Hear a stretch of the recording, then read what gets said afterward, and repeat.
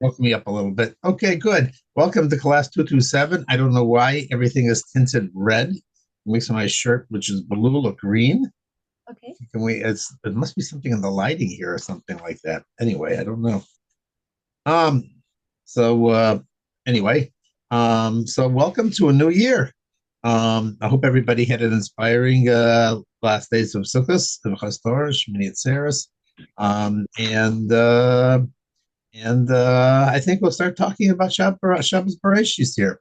And maybe we'll do a little bit about something still because we're still in Tishrei and some of that air, that ambience of Tishrei should we want to take into the rest of the year.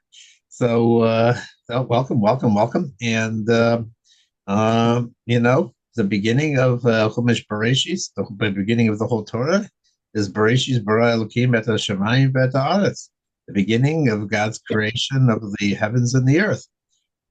Somebody was pointing out to me in shul, they were looking at the Chumash and they said, they don't translate it. They translate it according to Rashi. It doesn't say in the beginning of creation. It says in the beginning of God's creation of, which the process of creation. So that's how Rashi literally translates it. But before Rashi says that, he says, Amar Rabbi Yitzchak. Rabbi Yitzchak says, it wasn't necessary to begin the Torah with Chumash Bereshis. So Lo hayatzarich. It wasn't necessary to start. It really shouldn't have started at all with Chumash Bereshis, right? It should have started with a Chodesh Hazel Tiyeh Lechem, which literally comes in Shmos. It's when God is telling Moshe in Egypt, when he's talking to Paro, he's saying, this is going to be gives him the first commandment in the Torah, and that is that you have to sanctify the new moon.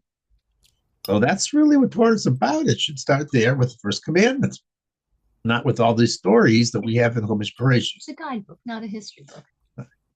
That's the way it's usually understood. So this comes from a mimer of the Rebbe. He said it in the few weeks, I guess week after probably, after his major heart attack, I think 1970? 1977. 77, thank you. I have a historian here, helps a lot.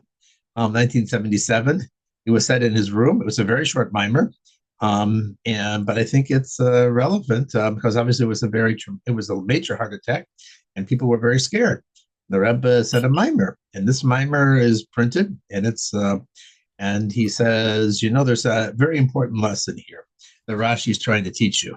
So let's go over what Rashi says. Rashi says, no, it wasn't necessary to start the Chumash with Bereshis. You should have started with a Chodesh Hazel Tiyeh Lechem. This is the first of your months. And why? Because, as it was said, because God wanted to give a message to the Jewish people. He wanted to tell the Jewish people, Koach v'guro to not Amar Israel. He told about his greatness. He wanted to emphasize. I'm not doing. I just want to say something. I want to say that since Torah was never meant to be a history book, it may read in the beginning like a history book, but it was never meant to be a history book. It was meant to be an outline of all the mitzvahs that we're supposed to do. So Rashi was saying, well, why not start the Torah? Since it's not a history book, you should start it with the first mitzvah. But instead it starts from creation. Right. Yeah. Right. Okay, but that's not what the Rebbe wants to say here. So I said I'm not treating that class that way. I'm not emphasizing that. I wanted to clarify. Okay. So that's not the point the Rebbe is making here. The Rebbe is saying he should, because the Rashi continues and he says, the reason why it starts out with Bereshis is because God wanted to tell the Jews an important message. He wanted to give the Jewish people a message about his koach and vuroto, his power and his might, and to reveal his majesties to the Jewish people. How? Because there will come a time when the non-Jews will come to the Jews and they say, you are thieves, listimatem. You stole the land of the 7 nations. You took the land away from the Palestinians and you gave it to the Jews. It really is Palestinians' land, and you're a bunch of thieves, and you're not moral at all. And this is a message. This is the first message that Rashi says that you have to know when you start learning Chumash, is that there are going to be people who are going to come And we see that contemporarily, and they go all around and they say the Jewish people, this is not Jewish land, and you have to split the land and you have to give the land to somebody else, or you have to give all of it away, and you really don't belong there, and you're colonizers, and you're racist, and you're doing genocide, and this doesn't belong to you, et cetera, et cetera. So amazingly relevant to today's situation. So so the Rebbe analyzes this message. Okay, that's the message, but let's understand what we're really trying to say more at a cosmic level, not just merely on a political level and an argumentative level. Well, first off, you have to understand. So it says, so Rashi continues and he says, and therefore God says that's why it starts with Bereshis. Why does it start with Bereshis? Because basically God is saying it's all my land. I made it. If I wanted to give it to the Jews first, I could have given it to the Jews first. Instead, the way I wanted it to be done was first I wanted to give it to non-Jews, and then I wanted to take it away from them and give it to the Jews. Therefore, since it's his land and he makes the rules, and because it's his stuff, and then everybody's really borrowing from him. Therefore, it's legally and really ours, because God said, "I want it to be the Jews' land." Okay. That's the simple understanding of Rashi. Rebbe takes it one step further, and he says, "Let's look at this. Why would you say that the Torah should begin with the new moon?" So he says, Kabbalistically, it's because the idea of a Chodesh and Zeh, Chodesh refers to Malchus. Where do we see that? So what Chodesh means month, refers to Malchus kinship. Why is that? And it's going to be a little Kabbalistic here. So a Chodesh refers to the woman, Malchus. Malchus is feminine. Malchus is the lowest of the last of the midos of the divine spheres. It's the Chodesh month. Women have a monthly cycle, and they're very much connected to Chodesh. While the Zeh, revelation, is the Zeh means this, is referred to Zer Anpin, which is referring to the higher midos, which refers to the masculine. So the whole point is that the unification of these two levels. What does that mean? We say it in the Davening sometimes. Before Baruch Shamar, we say unite the Kunchi Brichu, Shchente, that God and the Shekhinah should come together, which basically means as follows. The nature of how it says in the book of Kabbalah, called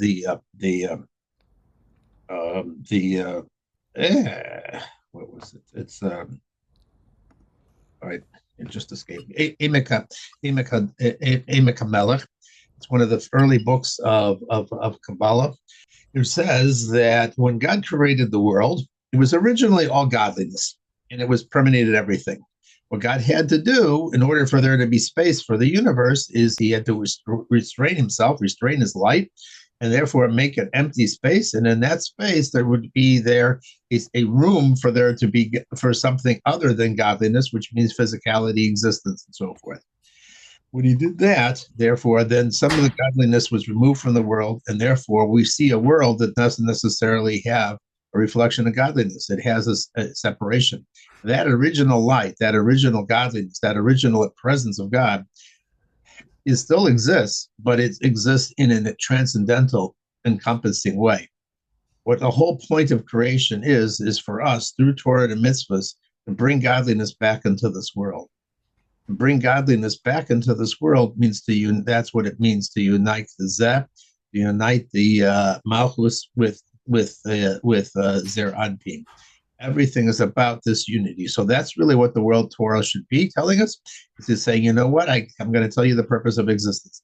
The purpose of existence is to take things back even before the situation in Gan Eden, to make this a place in this world, a place where godliness is felt palpably, revealed palpably. It is not a cold, dark place where there's all sorts of other kinds of stuff going on, which has its own agenda, but to reconnect it back to its original mission statement, which is to that. And every time somebody does a mitzvah, that's supposed to bring it together.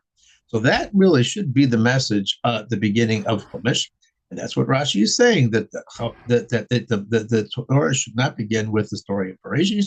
It should begin with the story of about the Chodesh Hazeh. This month should be the first month to you. Okay. Pause there. So why does the Torah begin with all these stories about Adam Harishon and the Garden of Eden and the snake and about Noah and all these other and Abraham and Yitzhak and Yaakov and everything else? The answer there, it says, is as follows: because there's a deeper level of creation that can be brought out. It's not just about repairing things and getting things back to how it was originally. It's about getting to refining this world and transforming this world. And that for that, you have to bring down a greater level of light than ever existed in this universe, bigger, better than even it was at the beginning. And that can only come directly from God, from His essence. And that's what we do when we're struggling with the world, when we're challenged by the world, when it's fighting against us, when it's telling us we're liars, we're thieves, doing war against us. Every step of every piece of effort that we have to do, which comes with exertion and what comes with struggle, that is actually the only way that we can actually bring a greater light than ever existed before. Because this opposition is coming from is part of the nature of the universe that was originally established. And when we overcome it, we're actually making something brand new in this world, a greater level of light. In other words, another way to say this is that that it should have come easily, but through the struggle and through the work and through the challenges. And remember, the Rebbe is saying this right after the heart attack. So definitely it looked like challenges and it looked like struggle. That is actually not is not off track from the creation of the world. It actually is the deeper reason why there is a universe, is that we're here to be partners, to put effort into the situation, and to actually accomplish something that never existed before. So through all our battles and through all our fights and through all our struggles and all the attacks against the Jews and so forth, we are actually transforming the world so that they will actually come to say, you know what, there's a God in this world, and there's a power here that's beyond anything that ever existed before. And that's what we do when we create the world. And that is why when we end the whole Tishrei process and we come to Shabbos Bereshis, there is a custom that on Saturday night, this last Saturday night, when we read, after we finished Parshas Bereshis, we bang on the bima and we say, Yaakov chalach l'darko. Yaakov, go on your way. It's a line, it's a pasuk that when Yaakov was leaving Eretz Yisrael and he had to go off to find a wife, he had to go into a very cold and difficult and tricky and situation with Lavan and so forth. And what we're saying is, don't be afraid. God is with you. He's with you in your struggles. He's with you in your troubles. He's going to be with you. Yaakov, you can go on your path. You can leave Tishrei. You can take away with all the blessings that you got, all the wonderful inspirations that we had in Tishrei, and now start using that in our day-to-day life as we go into the course of the year. That is the message that the Rebbe said in his room on Parshas Bereshis right after the stroke that happened the week before. And this is the message that I thought was a good message for this week. And realize that that we're on a path and we're on a struggle. And I'm going to connect it with another story that I heard this last week.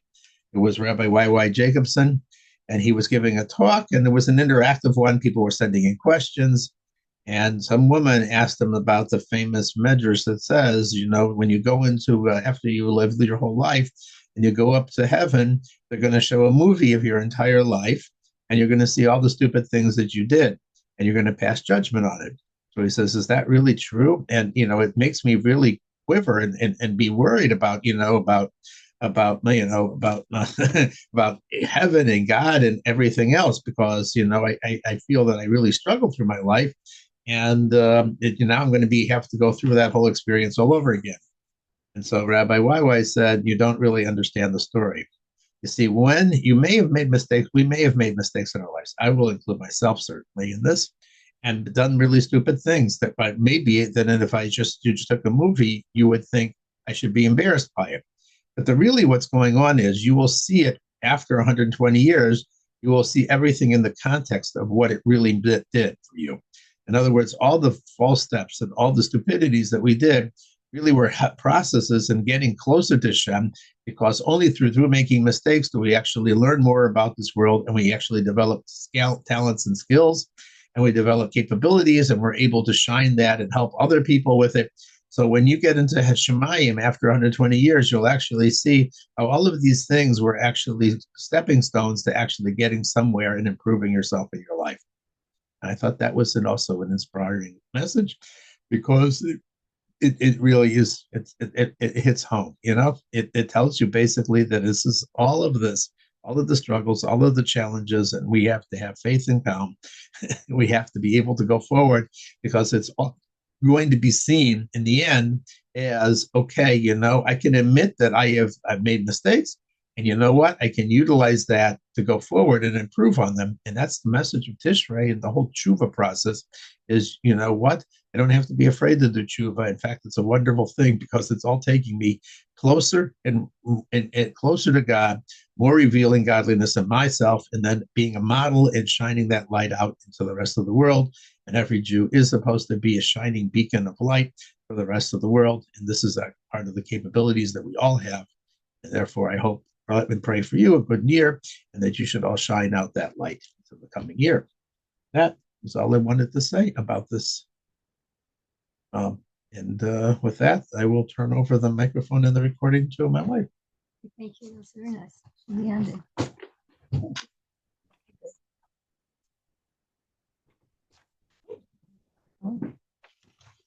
Okay, does anybody want to say anything before I begin? Shana, I'm so happy you used that picture for your photo. It's great. Anybody want to say anything? Just good evening. Good evening. Yeah, you're going grocery shopping with me. I missed the avatar that was on before for the photo. What was it I'm sorry. that he put on? Terrible. You don't want to. He was just fooling around with things. Just terrible. Don't worry about it. I wish I knew. I was so curious, but you're in my backpack charging my phone. Okay, maybe one day I'll find out. You missed nothing. Okay, so okay, I'm going to begin. I'm going to begin with the four things that I would say, and that is that number one, we're in an extraordinary time. The Lubavitcher Rebbe told us that we are in the beginning of the unfolding of the redemption, and the Rebbe was never wrong about any public prediction he made, no matter how much they defied public opinion. They defied what people thought was going to happen. They all happened, and this thing is also going to happen. So, secondly, we were given our souls, you and I, our souls were handpicked to be exactly at this time because we have something to contribute. We have an essential factor to contribute to this time. Number three, we were given all the tools we need. We were given the Torah, which is our guidebook, and we were given the mitzvahs, which are our power tools, and we were given leaders throughout Jewish history. Hashem sprinkled souls that don't need any correction, souls that came here strictly for the purpose of helping the Jewish people. Not that they are a higher class. They're given these capabilities to help the Jewish people. That's why they have these extraordinary qualities. And so we have that as well. And number four, what we're doing tonight, learning about the redemption, actively advances it. And I would like to add that, we know that the Lubavitcher Rebbe told us, he hinted many times that he is Mashiach, and that the grave will have no dominion over the leader of the generation. So, and we see from the miracles that are flowing, all the miracles through people writing to the Rebbe, through people going to the Ohel, in Brooklyn, the miracles are even more copious than they were. Okay, so we're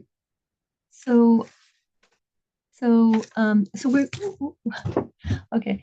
So we're tonight's topic was the gifts of darkness, the gems of darkness, and I'm going to tell a story that I just was sent today, and maybe you yourself heard it. There's a guy. His name is Danny Wise, and he wrote an article for Ami magazine in time for the anniversary of October 7th. And he interviewed 38 people who had been through October 7th from the kibbutzim on the Gaza, in Gaza. And so anyway, he interviewed this one woman. Her name was Daphna. She's from Kibbutz Re'im, and she was and is the cultural director of the kibbutz, and she was actually one of the organizers of the Nova Festival. And so she took him around the kibbutz. Now that it's a year later, and you guys all know that I teach in our school. We have survivors of October 7th, and it's an amazing experience just realizing what they went through. But anyway, she took Shalom Nosferatu. No, we didn't know. I didn't ever hear you say that. Yeah, They went to Israel for the holiday, and then they. No. We have kids who lived in the kibbutzim and were and lived through October 7th, and they came here. They moved to Massachusetts, and maybe a I don't know how they got here. Maybe a donor sponsored them so they could have a normal. Within the past since that happened, and yes, they're in your school. Yes, and yes. I spoke about it. Oh, okay. Sorry to interrupt, but that's like very. Okay, you good. said we know, and yeah, I didn't know. Good. Fine. And I come every week, so I should know. Okay, so okay, sorry. That's okay. No problem. So she showed Danny Wise the charred remnants of her house, and she showed him the room that her mother and her two children, Meir and Shira, the room that they were all murdered in. And she is the only survivor of her family, and she was taken hostage. She was one of the hostages, one of the original hostages. And as he was looking at the ruins, he asked her, a thought just popped into his head, and he said, "Were a lot of they must have destroyed all the synagogues also in the kibbutzim." And she said, not one synagogue was destroyed." He said, "Really? Not they didn't burn a single Sefer Torah? They didn't destroy a single synagogue?" She said, "No, there weren't any synagogues. There weren't any functioning, active synagogues. So there was nothing. There was nothing to burn." So anyway, she said that she was talking a little bit about her experience of October 7th, and she said shortly before October 7th, like a couple of weeks before October 7th, there was an outreach organization, and their name was Ayelet HaShahar, and they wanted to do outreach at the kibbutzim. They wanted to, bring a little Judaism into the kibbutzim. And so they proposed, let's have a match. Let's have a basketball game between yeshiva boys and kibbutzniks. And that's what they proposed. And she was one of the people that led a war against that particular proposal. They said, "We don't need you. We know why you want to come here. You want to inject some Judaism. You think that you have something that we don't have, and we don't need you." And she actually called them. She called the organization, and she said, "If you don't cancel this event, we are going to lay our bodies at the entrance of the kibbutz, and we are not letting you in. Do you understand that? You better cancel this awful event." They canceled the event, and 5 days later there was the massacre, and she was taken hostage. And she, like many people in that area, she speaks Arabic, and so when she was hostage, she spoke to her jailer. She spoke to the guy who was guarding them, and she said, "Why did you do this? For 20 years, me and my friends, we always made programs for you. We did things to outreach for you, to help you, to join Jews and to join Arabs and Jews together. Why did you do this? How could you do this when we were so helpful to you?" She's not the only one who said it. There are people who also told their captors that they went so far. They endangered themselves to help the Arabs. And so anyway, she said, "Why did you do this? We were working together. We were doing so many things for you." And besides for that, we're cousins, you guys. Jews and Arabs are cousins. You were cousins. And he said, you are not a Jew. You are not a Jew. You are not a descendant of, they call Abraham Ibrahim. You're not a descendant of Ibrahim. You're simply colonists that came from Europe, and you're trying to steal our land. You have no connection to Jews. You're not Jewish. You have no connection to Abraham. And something in her snapped, and um, all of a sudden, she, first of all, she was stunned by what he said, and and and to tell the truth, her whole life she had shied away from her Jewish identity. Her whole life, she preferred to be identified as an Israeli. She didn't like to be identified as she's an Israeli, and most of her friends and associates were the same. We're Israeli. That's our identity. We're Israeli, and all of a sudden, this guy's telling her that she's not a Jew, and she starts screaming from somewhere in her body. She starts screaming, Ana Yehudiyun. That's how it's. I guess that means I'm Jewish. Ana Yehudiyun. I am Jewish. I am Jewish. I am Jewish. And they taped her mouth to keep her quiet. And it was too late. Something in her completely burst out of her that she never even felt before. All of a sudden, she realized, I am Jewish. I'm not just, I'm Israeli, but I am Jewish. And she realized the reason he doesn't see me as a Jew is because I don't see me as a Jew. And and and on our kibbutz and most of the other kibbutzim, there's nothing to show that we're Jewish. There's nothing Jewish. Israeli, yes, but nothing Jewish. And when she got out of when she got out of there, she decided to change things, and she started a project, and she is building a beautiful shul on her kibbutz Reim, and she's going to make sure that it's the most beautiful building in the kibbutz. And even though a horrendous thing happened, she lost her entire family, but in the same in the same in the same in the same wave, she discovered herself as a Jew. She discovered who she is after all these years. And I have to say that a similar thing happened to me. Like I grew up in New York for the first 6 years of my life, and then we moved to Massachusetts. And the part of Massachusetts we lived in was overwhelmingly not Jewish. New York was highly Jewish compared to Pittsfield, Massachusetts. And then I went to Williams College, which was a wonderful school, but let me say it was an okay school. And nothing I learned in Williams College from Nobel Prize teachers compared to the first Torah class that I took. Nothing. It's totally it cannot be compared. Anyway, but it was also a rather waspy place. And I remember in Williams, if I would say, my parents were both Holocaust survivors, right? So if something would happen, I would say, "Oi," then I would go like this, and I would look around to see if anybody saw that I said "Oi," because it's a giveaway that you're a Jew. And anyway, I remember on one of I loved Israel. I loved Israel despite all this. And on one of my many trips to Israel, I was walking in the Arab market, and an Arab looked at me and he said, "You're a Jew."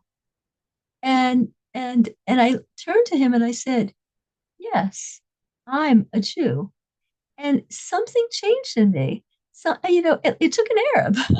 Something changed in me. Yes, I am a Jew, and it's a wonderful thing to be. And it's a very interesting thing, a very, very, very, a very interesting thing. Well, later I learned all about Judaism, and then it was a totally other world.